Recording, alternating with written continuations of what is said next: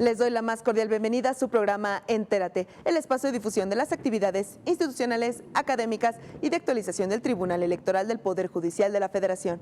Hoy les invito a que permanezcan con nosotros con más de las ponencias realizadas en la presentación del libro Fortalezas y debilidades del sistema electoral mexicano, perspectiva estatal e internacional, que contó con la coordinación de Luis Carlos Ugalde, politólogo y académico, evento que tuviera lugar en el auditorio José Luis de la Peza de este Tribunal Constitucional en materia electoral. En esta oportunidad les compartiremos los comentarios del magistrado Constancio Carrasco Daza, presidente de la Sala Superior del Tribunal Electoral del Poder Judicial de la Federación, quien destacó que el Tribunal Electoral trabaja con una ley general del sistema de medios de impugnación de 1996, norma que es previa a la alternancia democrática de nuestro país y que poco se explica a partir de la visión de progresividad de derechos, incluyendo fundamentalmente el derecho humano al debido proceso y a la tutela judicial. Con estas interpretaciones, comenzamos.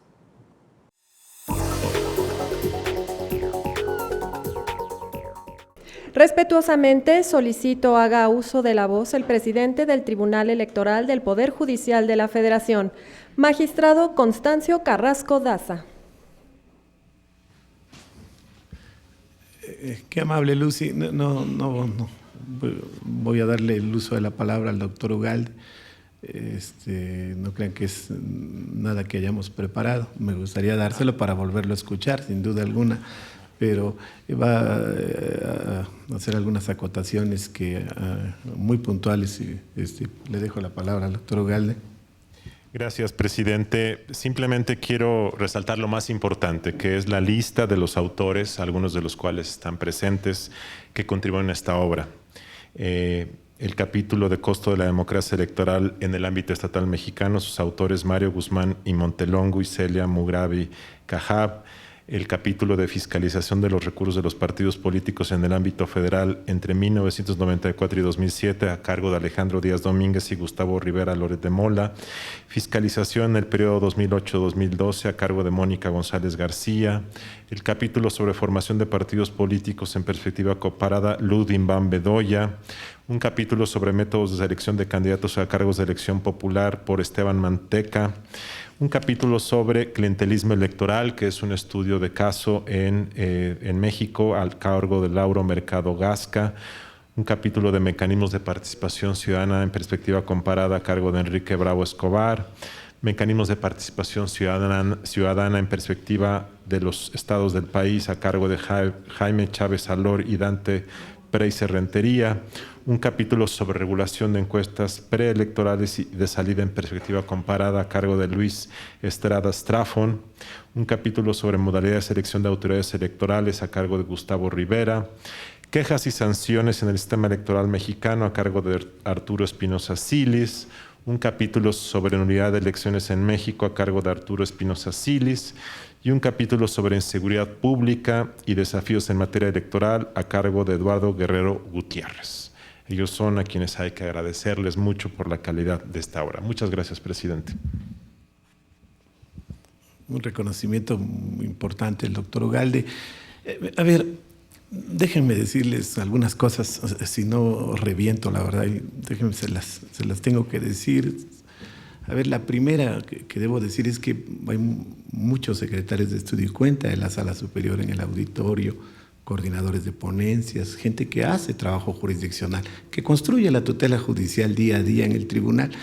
Y cuando me cedieron el uso de la palabra los vi preocupados porque hoy teníamos sesión pública a la 1:30 de la tarde, así estaba convocada para resolver las 120 quejas y recursos de apelación, de las quejas atinentes que tenemos en los temas atinentes a fiscalización. Pero lo vasto de los agravios, lo complejo de los agravios, de los institutos políticos, los candidatos que tenemos hoy para resolver, bueno, nos exigieron continuar para mañana muy probablemente la sesión pública, más los alegatos del doctor Lorenzo Córdoba, que estuve copiando ahorita de manera muy puntual, bueno, nos van a llevar a una reflexión todavía, sin duda alguna, más exhaustiva. Esto es lo primero. Segundo, la preocupación de que como no tuve oportunidad de hablar en sesión pública, los veo preocupados. Les prometo que después del recorrido que han hecho el coordinador de la obra, como nuestros muy distinguidos ponentes, poco tengo que contribuir. Déjenme poner otra arista, a mí si me permiten, el tema. Primero, la función del Tribunal Electoral del Poder Judicial de la Federación en su conjunto, así hemos entendido los 6 magistrados que integramos el Pleno, la tutela judicial, somos órgano rector, porque así lo determina el orden constitucional. En la materia electoral, somos hoy más con un andamiaje general normativo, es decir, con un andamiaje marco, pues tenemos esa rectoría y dentro de nuestros deberes en esta directriz, sin duda alguna está la línea editorial del Tribunal Electoral. Esto es fundamental. Pero tenemos imposiciones, me hacía recordar el doctor Lorenzo Córdoba en su exposición. Tenemos imposiciones hoy, todos los entes del Estado mexicano, como lo es el tribunal, su pertenencia al Poder Judicial, de frente al artículo 134 constitucional, en cuanto a los principios que tenemos que velar en el uso, ejercicio y destino de los recursos públicos, tenemos 2 ejes rectores que me hacía recordar. Lo primero es la racionalidad y la eficiencia en el uso, ejercicio y destino de los recursos públicos.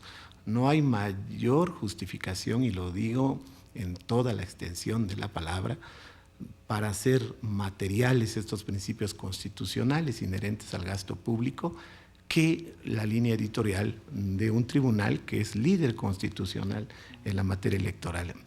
Y debo decirlo, dentro de esa línea editorial, lo que realmente cumple con estos postulados, estos principios de eficacia y utilidad del desempeño editorial del tribunal, son obras como las que hoy presentamos. Y no lo digo lejanamente en un cumplido, porque es una obra integral, pero fundamentalmente es un diagnóstico del estado del arte, tanto en el orden jurídico electoral desde ya lejano 1986 hasta el año del 2013, incluyendo la reforma constitucional que reconoció las candidaturas independientes a finales de 2012 en nuestro orden constitucional.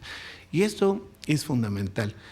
La calidad de la democracia, lo digo en palabras muy llanas, se mide sin duda alguna con los satisfactores, con la accesibilidad a los derechos programáticos que tiene una sociedad. Pero para hablar de calidad de una democracia, y esto me parece a mí que es el fundamento de la obra, pues tenemos que tener un diagnóstico de nuestro sistema electoral, que es la base del modelo democrático. De ahí encuentro la bondad principal de esta obra coordinada por el doctor Ugalde y de quienes nos contribuyeron con el Tribunal Electoral en escribir estos trabajos, estos análisis de manera tan profunda. Lo que le decía el doctor Ugalde, se los digo a ustedes, se lo digo al doctor Alejandro Parea, al presidente del INE, al doctor Córdoba. Esta obra será una obra inacabada, por lo menos en lo inmediato, porque este muy riguroso diagnóstico necesita, sin duda alguna, ponerse ya a prueba con la reforma constitucional y legal de febrero del año pasado, nuestro sistema electoral. Es importantísimo que podamos hacer una actualización y déjenme tratar de explicarles por qué.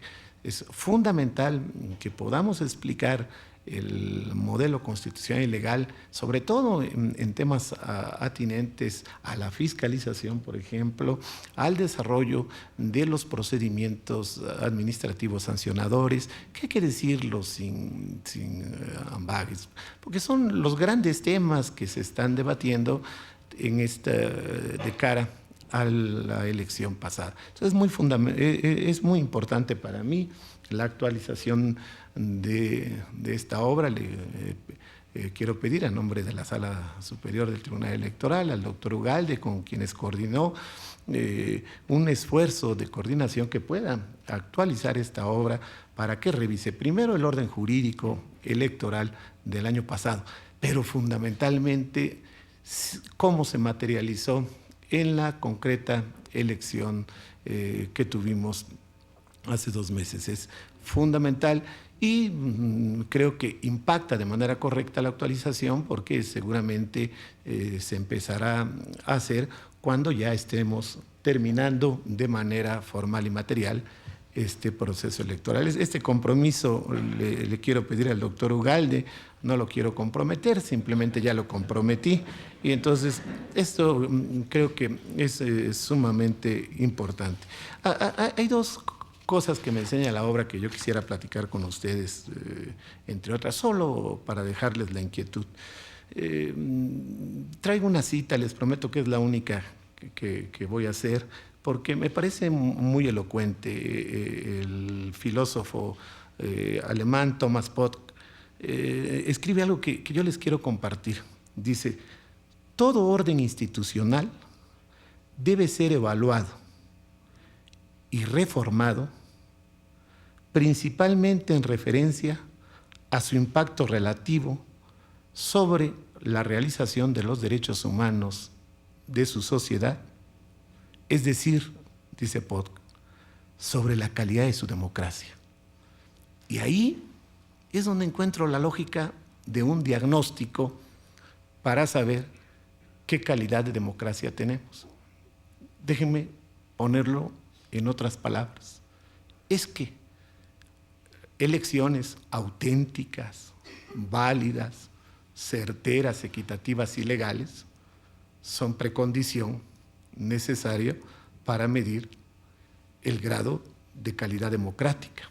Claro, son el punto de partida para medir el grado de calidad democrática en esa variable, porque a lo que los quiero llevar es al hecho que es insuficiente que las elecciones se realicen bajo estos parámetros si la razón de ser de los procesos electorales, que es la elección de quiénes serán los gobernantes, o sea, que esto es la ratio, gobiernen con eficacia para poder hacer realidad los derechos humanos programáticos. Decía el doctor Córdoba, fue muy elocuente cuando lo expresó, es que estamos midiendo una parte de la calidad democrática, es decir, estamos midiendo el sistema jurídico que regula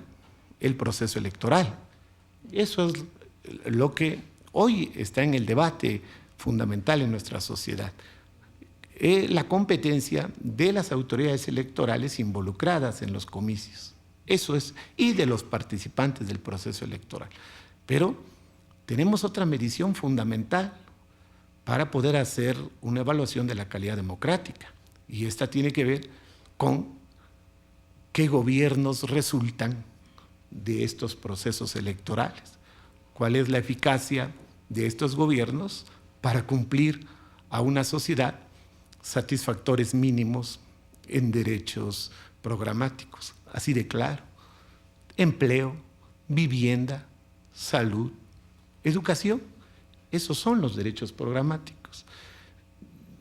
Todo el esfuerzo que tenga que hacer para tener elecciones con parámetros mínimos en una democracia se vuelve insuficiente para medir su calidad si la segunda parte de este entramado, es decir, el ejercicio del poder público por quienes son electos en estos procesos, no cumple las expectativas que una sociedad reclama. Y sobre eso, nada más déjenme algunas pinceladas que me enseña el libro. Es que nuestro primer debate en nuestro sistema político electoral, que está precisamente porque nace de la contienda entre partidos políticos y hoy la posibilidad de ser candidatos independientes, tiene que ver con la cultura de la legalidad o la cultura democrática. Déjenme tratar de ser elocuente. Es decir, si no logramos mejores niveles de cultura democrática al seno de los partidos políticos, tanto en sus procesos internos para elegir dirigencias, para elegir a los candidatos a los cargos de representación popular, si no mejoramos esa parte de la cultura democrática, creo que las respuestas que podamos dar en calidad de nuestro desempeño democrático, elección tras elección, renovación y reformulación de normas electorales, van a volver a encontrar, lo digo en su dimensión, van a volver a ser en parte vencidas, porque el tema empieza por cultura de la legalidad. Y déjenme ponerlo en esta lógica. Cultura de la legalidad, tanto en los procesos internos de los institutos políticos para sus fundamentos, contiendas de dirigentes, contiendas para candidaturas a cargos de elección popular, pero después, cultura de la legalidad o cultura democrática ya en los procesos electorales por parte de los partidos políticos cuando se enfrentan en las elecciones. Si no mejoramos eso, que por cierto tiene poco impacto o poca eficacia a través de sobreregulaciones legales, es decir, ahí no está la respuesta, las reformas legales no son respuestas a este enfoque de la cultura de la legalidad intrapartidaria y dentro de los propios procesos electorales, creo que poco vamos a avanzar en encontrar respuestas materiales. Y déjenme explicarlo y déjenme decirlo por qué lo toco. En un espléndido trabajo que se encuentra en el libro Fortalezas y debilidades de nuestro sistema electoral, encontré, ya perdí la hoja, pero me la sé de memoria, la 207, encuentro cómo se analiza de manera correcta, tanto desde el punto de vista aritmético como desde el punto de vista cualitativo, el desempeño del Tribunal Electoral del Poder Judicial de la Federación, concretamente en el juicio para la protección de los derechos políticos electorales. Cómo se hace un trabajo que de veras se lo sugiero a todos los que están interesados en los temas electorales.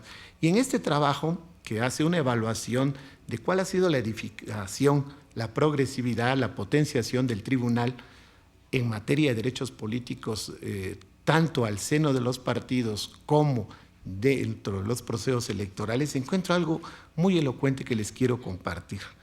El número de casos de violaciones a derechos políticos electorales que se han denunciado nos los pone de manera gráfica en la numeralia Esteban Manteca Melgarejo. Y nos explica esto, y dice: en el 2005, 2006, 2008 y 2009 nos da unas cifras absolutamente racionales de lo que es el acceso o la tutela judicial en materia de derechos políticos electorales. Lo digo en esa lógica. Reconoce que se alcanzó un boom durante el proceso electoral federal 2011 y 2012. 58.899 denuncias presentadas en ese proceso electoral. Hubo un aumento de más de 3.000% con respecto al 2008 y 2009. y más del 17.000% con respecto al 2005 y 2006.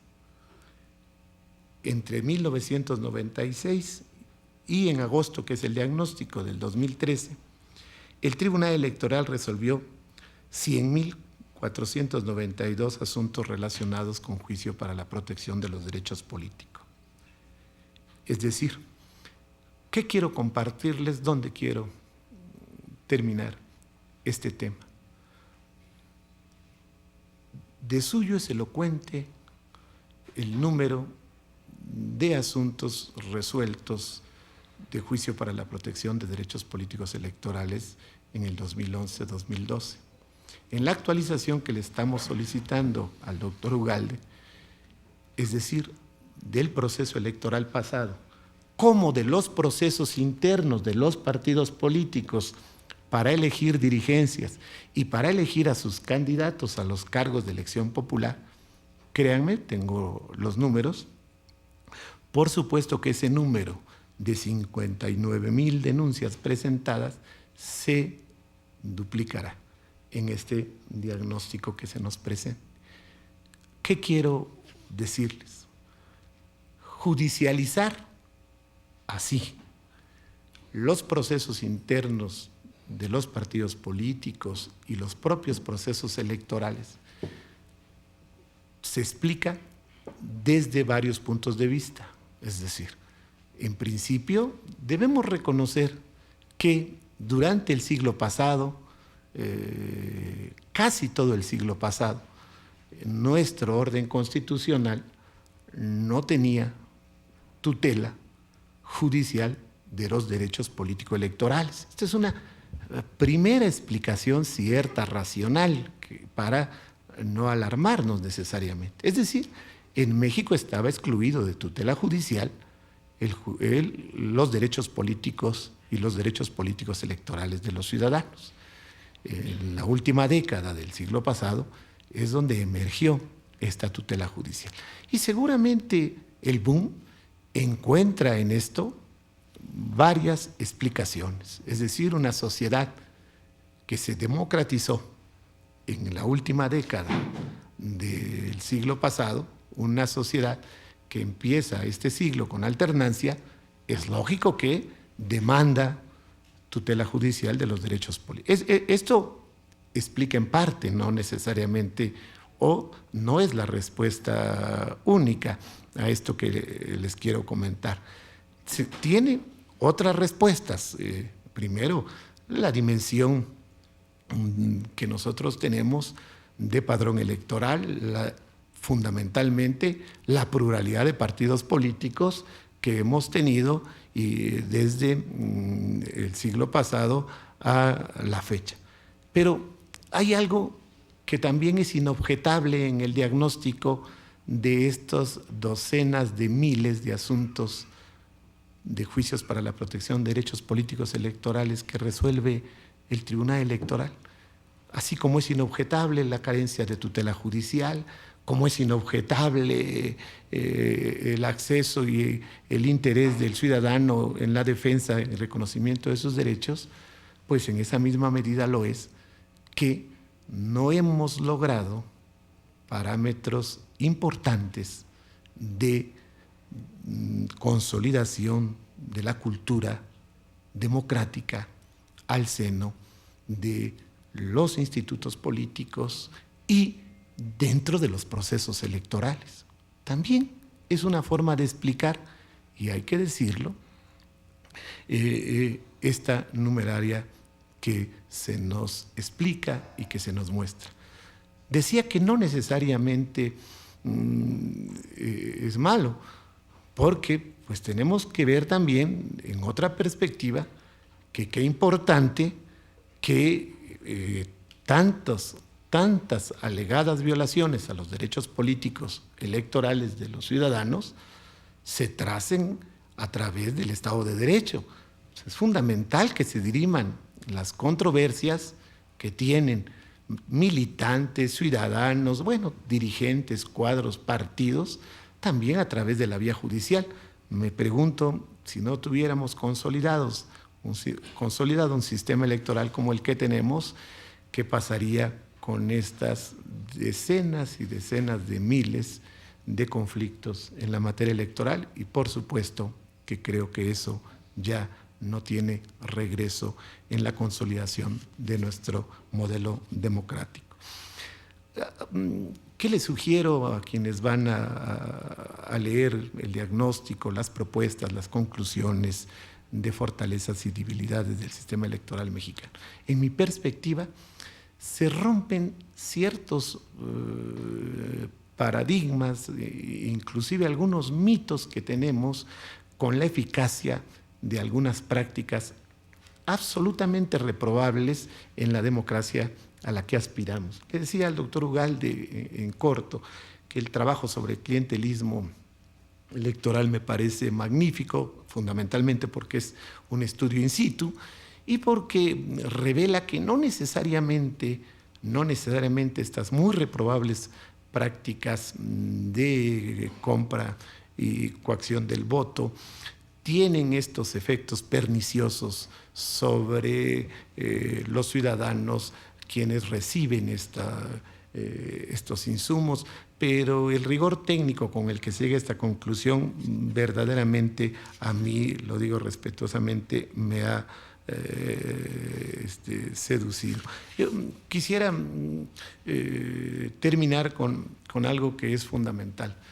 La calidad de este diagnóstico se convierte en una asignatura básica para explicarnos los procesos electorales, su histórico en México, pero fundamentalmente necesitamos esta clase de ejercicios de cara a reformas que, como bien dice el doctor Córdoba, no sabemos si estemos ya de frente a una discusión de una reformulación parcial o mayúscula del sistema en esta inacabada reforma electoral mexicana, pero que sin duda son temas hoy que tendremos que discutir primero al seno de la academia, que es lo que hicieron hoy los tres académicos magníficos y tres hombres con una enorme experiencia pública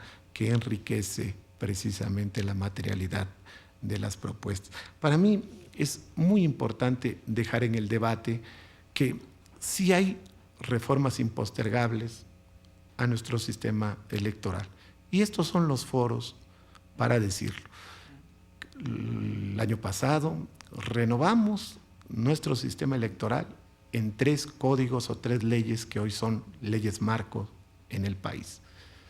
Quedó pendiente la reformulación de la Ley General del Sistema de Medios de Impugnación Electoral. Lo digo en su exacta dimensión. Renovamos la sustancia de nuestro proceso electoral. Renovamos desde las instituciones la forma de organizar los comicios a nivel nacional, reformulamos sustantivamente los procesos de validación, fiscalización y los tribunales electorales, fundamentalmente del Poder Judicial de la Federación, la Sala Superior, las salas especializadas regionales. Estamos trabajando con una Ley General del Sistema de Medios de Impugnación de 1996. Esto es una ley previa a la alternancia democrática en nuestro país. Una ley que poco se explica a partir de la visión de progresividad de derechos, incluyendo fundamentalmente el derecho humano al debido proceso, el derecho humano a la tutela judicial. Estamos con un sistema de ley general del sistema de medios que, en la perspectiva de un servidor, no se hace muy complejo el juzgamiento en este modelo que no corresponde a las exigencias de un sistema jurídico democrático. Creo que tenemos asignaturas pendientes fundamentales a las cuales como autoridades electorales no podemos renunciar y que a través de ellas podemos enfrentar esta lógica, este incremento en la litigiosidad con la que estamos viviendo. Yo tomo nota de lo que expone el doctor Córdoba, sin duda alguna es el debate que viene, fundamentalmente el tema de las medidas cautelares en los procedimientos especiales sancionadores, el tema de la autoridad administrativa, comisión a la que le corresponde resolver, sin duda alguna, uno de los temas pendientes. Él y un servidor le hemos platicado, yo sé que no va a salir de aquí, pero hemos platicado y creo que será parte del nuevo diagnóstico, el PES, el que conocemos como tal, procedimiento especial sancionador, sí en este procedimiento complejo que tenemos en cuanto a la intervención como instructor, el Instituto Nacional Electoral a través de la unidad de lo contencioso y como resolutora la sala especializada del Tribunal Electoral, puede ser un procedimiento que pueda mejorarse sin duda alguna, es decir, que se pueda compactar, que quede en sede judicial de manera integral. Tendrán que ser temas, sin duda alguna, de debate de frente a una reforma electoral, pero lo que a mí más me interesa es que sean temas de la actualización que podamos hacer a esta magnífica obra. Agradezco muchísimo, fundamentalmente a todos los asistentes, a mi amigo el doctor Alejandro Poiré, al presidente del INE, el doctor Lorenzo Córdoba, cuyas ocupaciones me quedan muy claras porque las tengo, entre otras, resolviendo junto con mis pares y un servidor todos los días en la Sala Superior del Tribunal Electoral, y muy especialmente al doctor Luis Carlos Ugalde, extraordinario académico, un mejor amigo, un amigo de este Tribunal Electoral, y demuestra su amistad cuando acepta retos de coordinar obras de nuestro comité editorial y lo hace con ese profesionalismo. Muchísimas gracias a todos.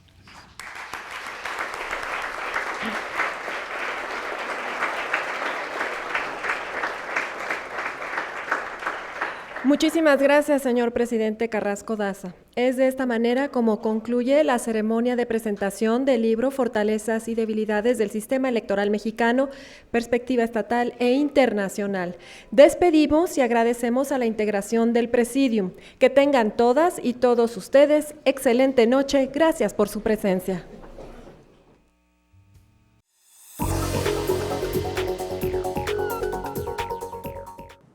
Los esperamos en una próxima emisión de Entérate, con otro destacado tema solo por plataforma electoral, el canal de televisión por internet del Tribunal Electoral del Poder Judicial de la Federación. Soy Roxana Noriega, hasta la próxima.